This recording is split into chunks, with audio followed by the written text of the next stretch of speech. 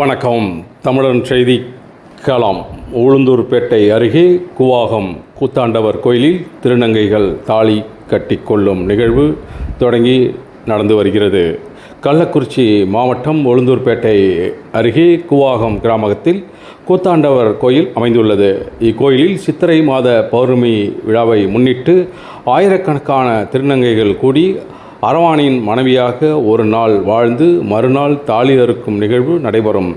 இந்த ஆண்டிற்கான நிகழ்வு இன்று தொடங்கி ஆயிரக்கணக்கான திருநங்கைகள் கலந்து கொண்டு கூத்தாண்டவர் கோயிலில் பூசாரிகளிடம் தாலி கட்டிக்கொள்ளும் நிகழ்வு நடந்து வருகிறது. நாளை திருநங்கைகள் விதவிக்கோலம் போன்று தாலி அறுக்கும் சடங்கு நடைபெறும்.